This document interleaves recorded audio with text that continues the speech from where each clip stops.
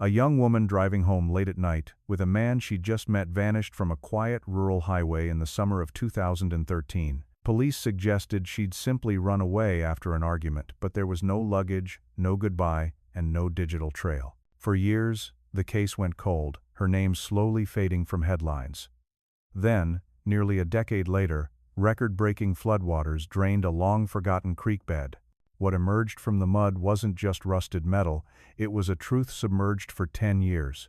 And inside it, a detail investigators never expected to find. The road was empty in the way rural highways get after midnight, too quiet, too still, as if even the insects had decided to listen. The headlights cut a narrow tunnel through the darkness as she sat in the passenger seat, fingers curled around her phone, watching the digital clock inch closer to 12:40 a.m. She almost didn't go. Earlier that evening, she'd stood in her bedroom doorway, phone pressed to her ear, whispering to her best friend. "I don't know," she said, pacing. "He seems fine, normal. It's just late. Text me when you're home," her friend replied. "Promise." "I will," she said, smiling. "I promise." She was the kind of person who kept promises. The date itself had been unremarkable: coffee, polite conversation, the low hum of a place that closed too early. No fireworks, no fear. Just enough awkward laughter to make the night feel harmless.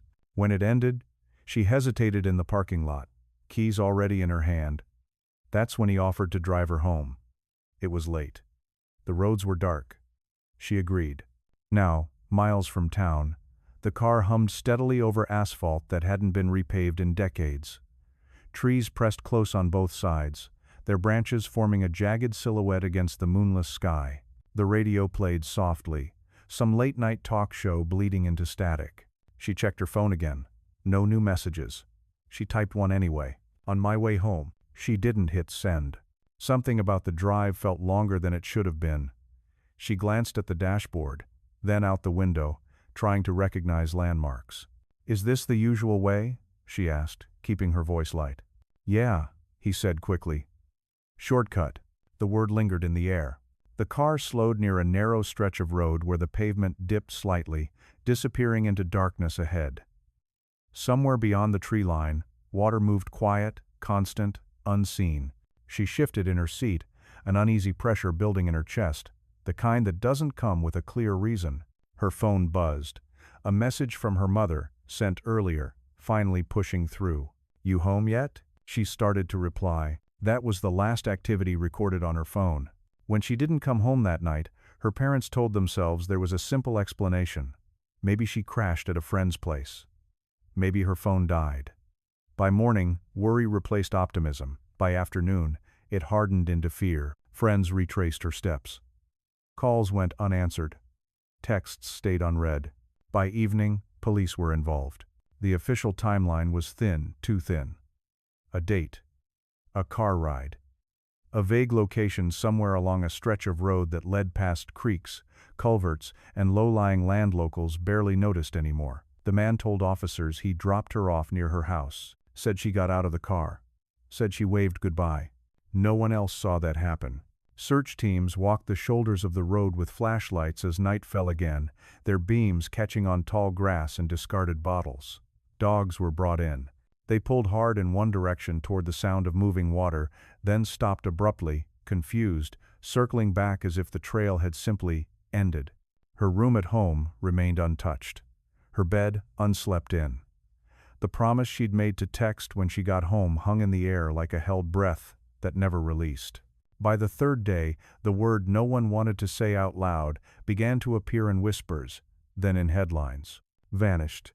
And somewhere beyond that dark road, beneath a surface no one thought to question, the truth waited silent, submerged, and patient. By the time police sat him down for a formal interview, he already knew what question was coming. He leaned back in the chair, arms folded, jaw tight, not nervous exactly, but alert, like someone prepared to repeat a story he'd already practiced. The room smelled faintly of old coffee and disinfectant. A digital recorder blinked red between him and the detective. "So?" the detective said calmly. "You were the last person to see her that night." He nodded. "Yeah. I drove her home." The story, at least on the surface, was simple. They'd left the cafe just after midnight. Talked a little in the car. Nothing unusual. He took a shortcut he'd used before. Said she asked to be dropped off near her street instead of right in front of her house.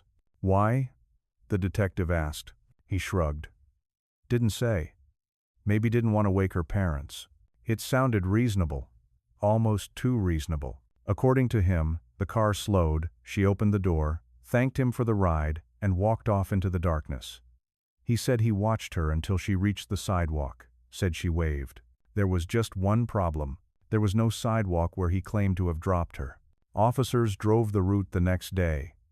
The stretch of road he described was narrow, unlit, bordered by trees, and a shallow ditch that sloped toward a creek. No houses, no streetlights, no place someone would choose to be dropped off willingly in the middle of the night. When confronted with that detail, he hesitated. Well, he said slowly, maybe it was a little farther up. Hard to remember exactly. The timeline began to slip. Phone records showed her device was still connected to cell towers well past the point he said she'd gotten out. His explanation shifted. Maybe she stayed in the car longer. Maybe he drove her closer than he thought. Memory is unreliable, he said. It had been dark. Witnesses from the cafe remembered something else, too. They recalled her hesitating before leaving, standing beside her own car with her arms crossed. One waitress told police she'd overheard her say, "I'll just text when I get home." She never did. Investigators asked him to walk them through the drive again, mile by mile. He pointed things out through the windshield, trees, turns, places that looked identical to one another in the dark. At one bend in the road, his voice trailed off. "This is about where it was," he said. The car idled beside the creek. Water moved slowly beneath the surface, barely audible unless you listened for it. The detective watched him closely. "Did you stop here?" Maybe slowed down. "Did you get out of the car?" "No." "Did she?" He swallowed. "I think so." Think. No skid marks were found. No broken glass. No sign of a struggle. Nothing that screamed violence. And without evidence, police were left with an uncomfortable possibility that she'd chosen to disappear. It became the quiet, unspoken official theory. But her family rejected it instantly. She wouldn't just leave, her mother told them, hands clenched around a tissue. She had plans. She had a life. She had us. Friends echoed the same thing. No money withdrawn. No packed bags. No history of running away. And then there was the phone never used again after that night, never powered back on. The man cooperated. Took a polygraph. Answered questions. He wasn't charged. Eventually, he was allowed to go home. Life moved forward for him. For everyone else, it stalled. Late at night, one investigator pulled the file back out, spreading maps across his desk. He traced the route again and again, lingering over the low points, the places where water pooled after rain. Creeks rise. Roads dip. Cars don't always stay where you think they do.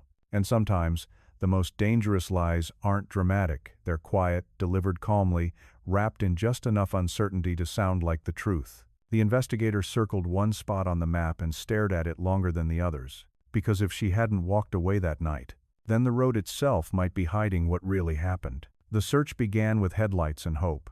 Cars lined the shoulder of the highway before dawn, their engines idling as volunteers gathered in hushed clusters, clutching travel mugs and flashlights. Some had barely slept, others hadn't slept at all. Her father stood near the edge of the road, staring into the tree line as if expecting her to step out at any moment, brushing dirt from her jeans, apologizing for the scare.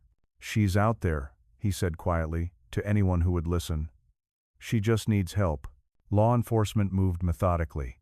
They broke the area into grids, walking shoulder to shoulder through tall grass wet with morning dew. Every discarded bottle, every scrap of fabric, every flattened patch of earth was examined, photographed, dismissed. The road revealed nothing. It was as if she had evaporated. Search dogs were brought in mid-morning. They started strong, pulling hard on their leads, noses low, tails stiff with focus. Handlers followed as the dogs traced a scent away from the asphalt and toward the creek that ran parallel to the road. The water was shallow but murky, its surface broken by reeds and fallen branches. Then, suddenly, the dogs stopped. They circled, whined, sat down. One handler frowned. "It just ends here." Divers were called that afternoon. They waded into the water slowly, feeling their way along the silty bottom with their boots in hands. Visibility was almost zero. A few shopping carts and rusted debris were pulled up junk that had been forgotten years ago, but nothing recent, nothing human. By the second day, helicopters joined the effort, their rotors thudding overhead as they scanned fields and wooded areas from above. Volunteers taped missing person flyers to gas station windows and telephone poles. Her photo stared back at passers-by, smiling, alive, painfully normal. Her mother stayed by the phone at home, jumping at every ring. "Maybe she hit her head," she said to an officer gently, trying to manage expectations. "Maybe she's confused. Maybe she's waiting for us to find her." No one had the heart to tell her how unlikely that was becoming. As days passed, the theories multiplied. Some suggested she'd been abducted, taken by someone who happened to pass by at exactly the wrong moment. Others whispered about the creek, about how deceptively deep it could get after rain, about how easy it would be to slip and be pulled under in the dark. But there were no wet footprints, no torn clothing, no signs she'd ever been on foot there at all. The man from the date was questioned again. He stuck to his story, though it continued to shift at the edges. Times changed. Distances blurred. "I don't remember," became a frequent refrain. Investigators pressed harder, but without physical evidence, they were trapped in a loop of suspicion and uncertainty.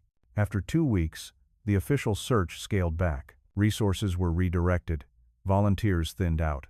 The road returned to its usual quiet, cars passing over it without slowing, unaware of the eyes that had once scanned every inch of its surface. The case file was labeled inactive.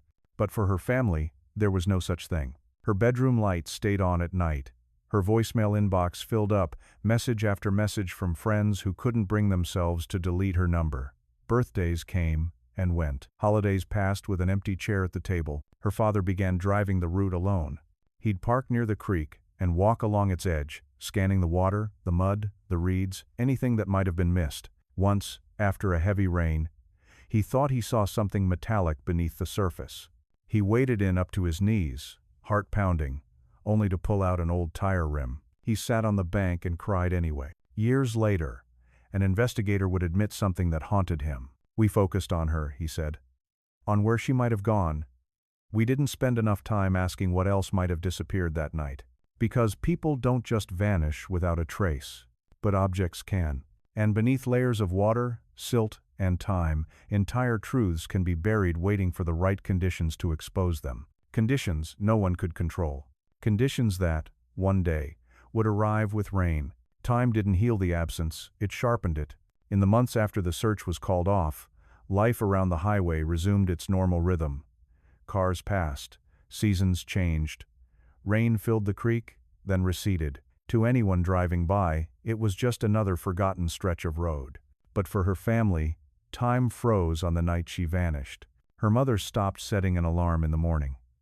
Sleep came in fragments short. Restless stretches broken by dreams where her daughter was always just out of reach. Her father kept his phone volume turned all the way up. Even at work, even in the shower. Every unknown number felt like it could be the one. Years slipped by anyway. The official narrative hardened quietly, with no evidence of foul play.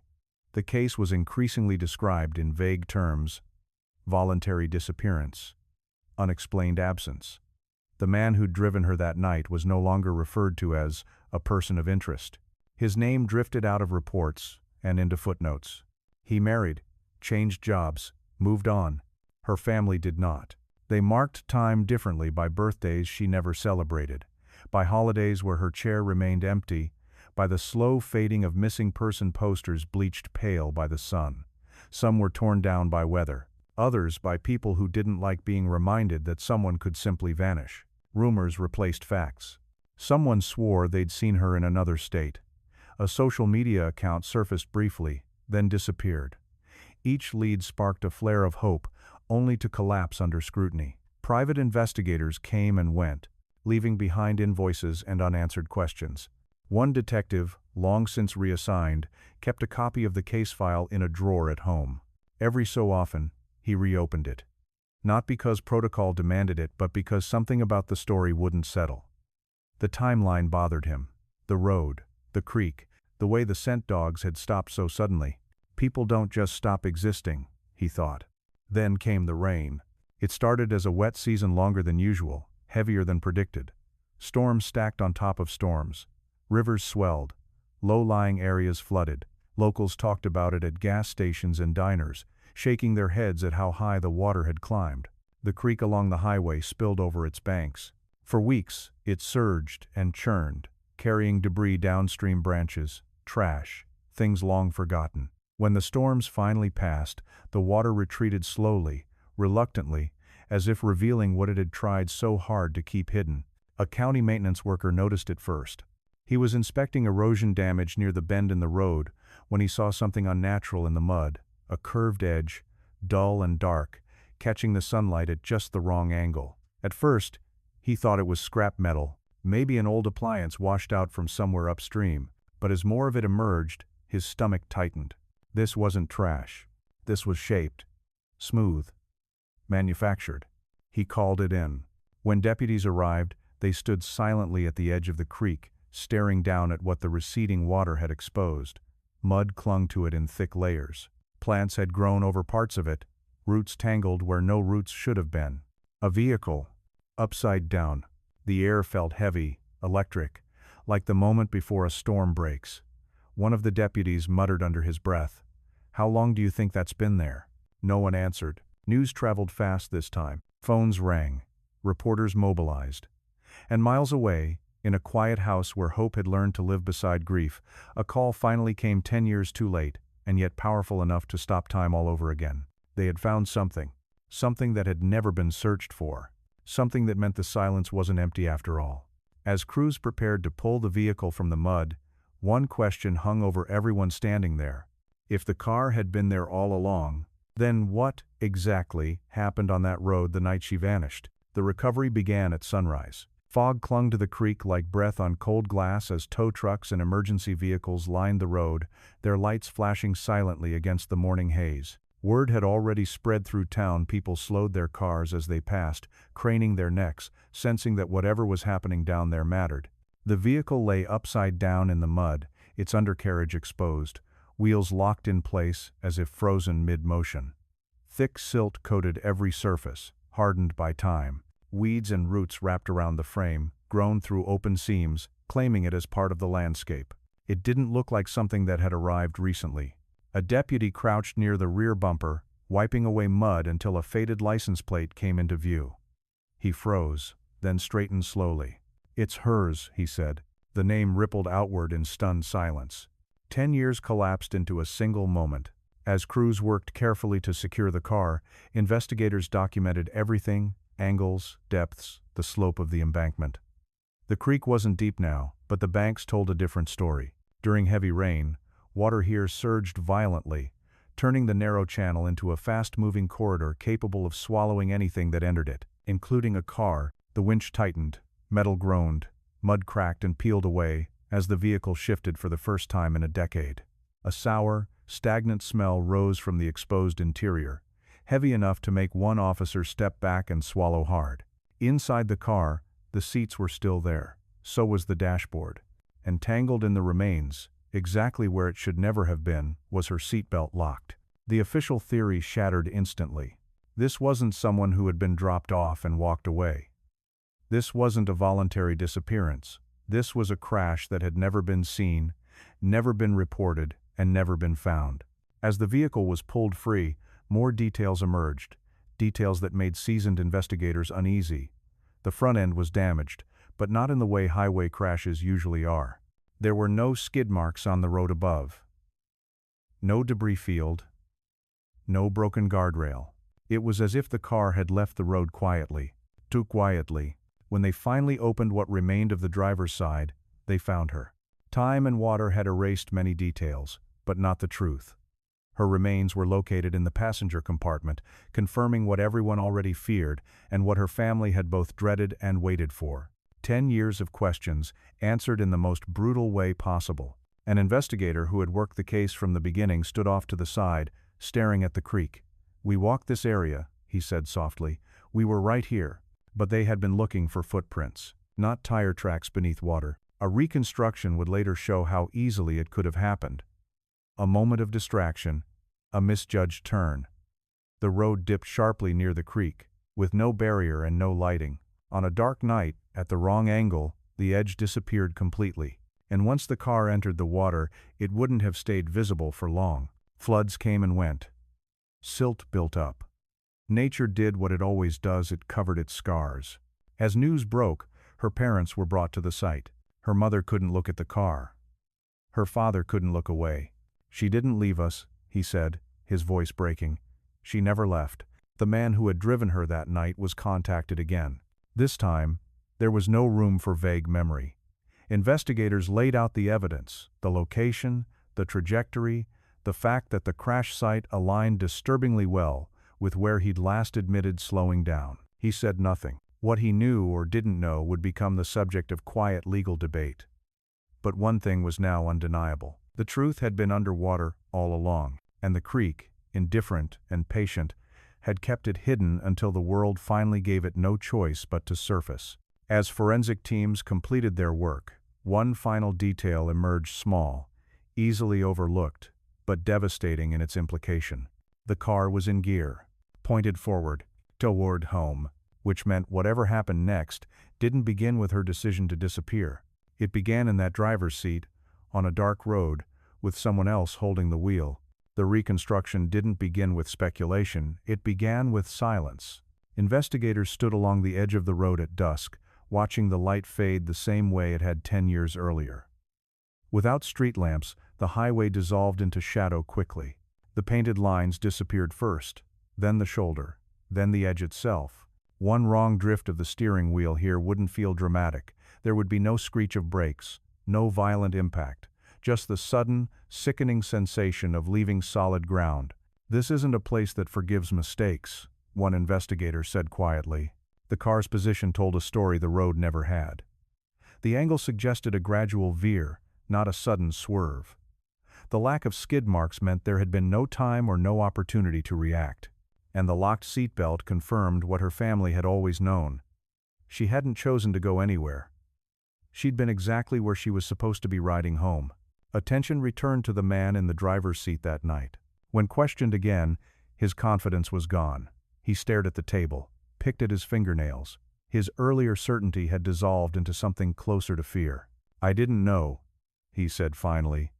"I swear, if I'd known the car went in, I would have called." But that raised a question no one could ignore. How do you not notice a car leaving the road? Experts offered explanations: disorientation in darkness, alcohol dulling perception, panic overriding logic. Some suggested he may have felt the dip, heard the splash, and convinced himself it was nothing. Others believed he knew exactly what had happened and chose silence over consequences. The truth lived somewhere between those possibilities. Data from the vehicle offered its own clues. The engine had shut off shortly after impact. The car had filled quickly. In that darkness, upside down, trapped by metal and water, survival would have depended on immediate action and help that never came. Her final moments were reconstructed with care and restraint, but the conclusion was unavoidable. She had been alive after the crash. That knowledge landed hardest of all. Her parents learned it in a quiet room, sitting side by side. Her mother covered her mouth, a soundless sob shaking her shoulders. Her father stared at the floor, nodding slowly, as if absorbing a truth too heavy to fight. "She waited," he said. "She waited for someone to come back." The legal aftermath moved slowly, cautiously. Proving criminal intent after 10 years was difficult. The line between negligence and accident blurred under the weight of time and missing evidence. No charges were filed, but the man's story, once accepted without challenge, was now permanently stained. Public opinion shifted sharply. What had once been labeled a mysterious disappearance was finally named for what it was: a fatal crash hidden by darkness, water, and silence. The word vanished no longer implied choice, it described erasure. A memorial was placed near the creek, small and unassuming. Flowers appeared and disappeared with the seasons. Drivers slowed there now, especially at night, headlights lingering on the bend in the road. Her family visits often. They talk to her, tell her about the years she missed, about how the world changed while she stayed the same in their memories. They no longer ask where she is. They know, and yet, the case leaves behind a quieter warning, one that doesn't make headlines. Some disappearances aren't mysteries because the truth is unknowable. They're mysteries because no one thought to look down, because water hides, roads lie. And sometimes, the difference between a solved case and a decade of silence is just a few feet of darkness beneath the surface. The creek still runs alongside the highway. It looks peaceful now, but those who know the story understand what it kept, and how long it was willing to wait before letting go.